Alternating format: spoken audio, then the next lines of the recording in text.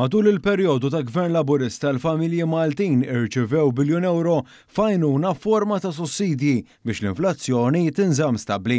Dan qalu segretarju parlamentari Glenn Bedingfield meta kien tieħu sehem f'dibattitu fuq ir-radju tal-Knisja. Biljun euro f'sussidji li tajna lil poplu Malti f'11-il sena biex żammejna l-inflazzjoni baxxa. Tajjeb, u li l-kollegi jibqu jivvotaw kontra tagħha sa din il-ġimgħa stess fil-Parlament fil-votazzjoni li kellna nhar l-erba' baqgħu jivvotaw kontra l-miżuri tal-Gvern. Jirriżulta li s-sena li għaddiet familja ta' 2 frankat 277 euro, familja ta' 3 frankat 366 euro u familja ta' 4 frankat 380 euro fuq il-kontijiet ta' dawl l-ilma fejn jidħol il-gas ċilindri ta' 12 kilo jiswa 15 euro grazzi għas-sussidju governattiv.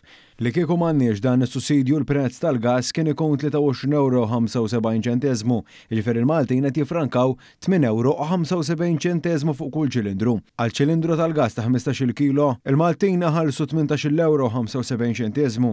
Li kieku l-Gvern ma jissussidjax il-prezz tal-gas, il-Maltin hawn ħallsu 29 euro 70 ċentesmu, jiġifieri qed jiffrankaw 10 euro 95 ċentesmu minn fuq kull ċilindru.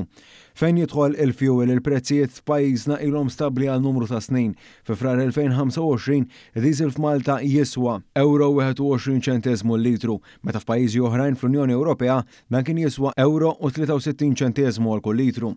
Unleaded petrol f'Malta kien jiswa euro 34 ċentesmu għal kull litru, meta fl-Ewropa dan kien jiswa euro 70 ċentesmu. Glenn Bedingfield qal li apparti din l-għajnuna il-Gvern daħħal miżuri oħrajn li ħallew aktar flus fil-bwiet tan-nies fosthom semma reviżjoni ta' tax spends fl-aħħar budget, dan apparti għajnuniet fi żmien il-pandemija, żieda fil-pensjonijiet u l-benefiċċji soċjali u tneħħiet it-taxxa minn fuq il-minimum wage. Segretarju parlamentari Tem jinnota kif din il-politika turi kemm il-Gvern jagħti każ il-ħtiġijiet tan-nies waqt li l-oppożizzjoni tibqa' distakkata mir-realtà u weħlet f'estremiżmu politiku li ma jagħmel tajjeb lil ħadd.